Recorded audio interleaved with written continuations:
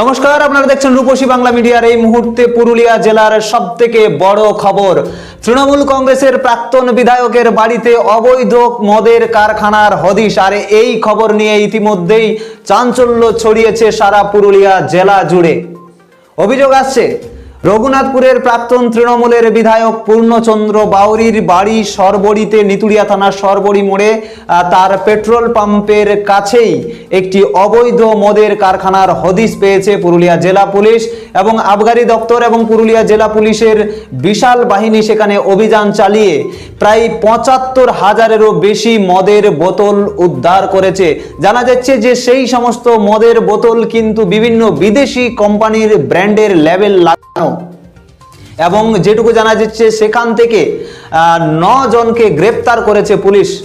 আজ সাংবাদিক সম্মেলনে পুরুলিয়া জেলা পুলিশ সুপার অভিজিৎ বন্দ্যোপাধ্যায় জানান যে এই ঘটনায় প্রায় ৭৫,০০০-এরও বেশি মদের বোতল, অবৈধ মদের বোতল সেখান থেকে সিজ করা হয়েছে এবং যেটা জানা যাচ্ছে যে ৯ জনকে গ্রেপ্তার করা হয়েছে। যে ৯ জনকে গ্রেপ্তার করা হয়েছে তারা কিন্তু সকলেই ঝাড়খণ্ডের বাসিন্দা বলে জানা যাচ্ছে এমনটাই।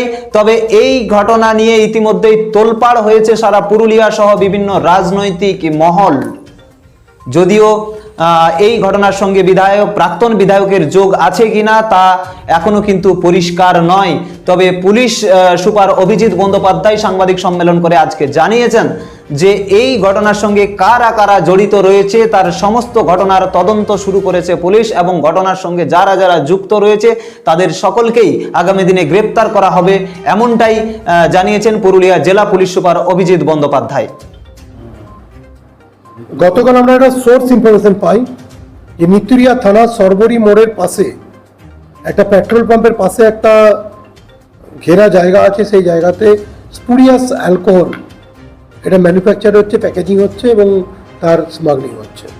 সেই খবরটাকে আমরা ওয়ার্কআউট করে আমরা প্রায় ৭৫,০০০ বোতল বিভিন্ন ব্র্যান্ডের ফরেন লিকার আমরা সিজ করি, যেগুলো অ্যাকচুয়ালি ওই ইললিগালি ম্যানুফ্যাকচার করা হচ্ছিল, স্পুরিয়াস ড্রাগ বা স্পুরিয়াস অ্যালকোহল।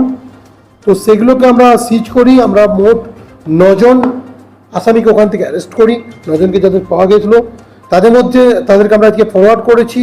এখানে কিছু চাইল্ডকেও লেবার হিসাবে কাজ করানো হচ্ছিল, সেটাও আমরা ওখানে তাদেরকেও সেখান থেকে উদ্ধার করেছি।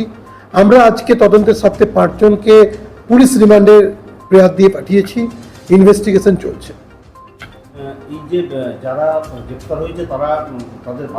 তারা বাইরের বাসিন্দা, মেনলি জামতারা এবং বিহারের ওই দিকের বাসিন্দা আছে। আমরা মানে যেটা জানতে পেরেছি এই যে সিলগুলো ছিল, লেবেলিংগুলো যেগুলো ছিল, মানে এই বোতলে যে লেবেল ছিল তাতে লেখা ছিল sale for Punjab and sale for Bihar. তো এইরকম আমরা পেয়েছি। এগুলো সবই তার মানে আমরা একটা অ্যাজিউম করা যায় যে এইসব জায়গাতে এগুলোকে পাচার করার ব্যাপার ছিল। আমরা একদম ইনিশিয়াল ফেজে আছি।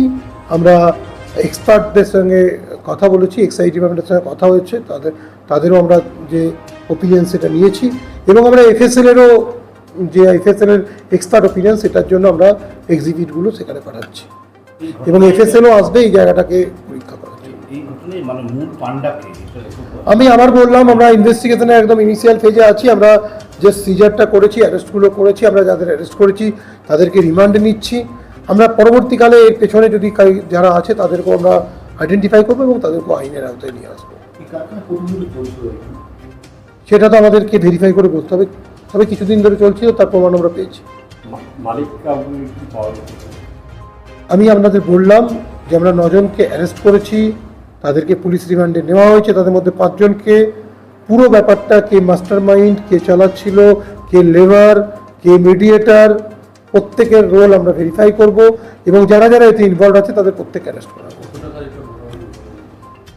দেখুন, এই যে টাকার ব্যাপারটা, এরা তো পুরোটাই এরা নিজেদের মতো দাম লিখে রেখেছে মার্কেট প্রাইস অনুযায়ী, কিন্তু মার্কেট প্রাইসে যে জিনিসটার মূল্য দেওয়া আছে সেটা তো এই জিনিসটা তো সেটা নয়। এটা অ্যালকোহল যে ভাবুন, রয়্যাল স্টেকের যে অ্যালকোহলের দাম হয়, মানে ফরেন লিকারের যে দাম হয় সেই দাম ওখানে লেবেল করা আছে, বাট এভাবে তো বাজার মূল্য আমরা বলতে পারবো না। মূলত ওখানেই তৈরি করছিল। পুরুলিয়া শহরে এখন স্বল্প খরচে উন্নত ও অত্যাধুনিক চিকিৎসা পরিষেবা বর্ধমান হসপিটালে।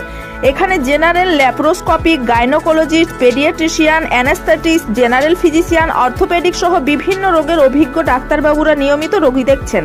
এছাড়াও 24 ঘন্টা বিনামূল্যে অ্যাম্বুলেন্স পরিষেবা রয়েছে, স্বাস্থ্যসাথীর সুবিধাও।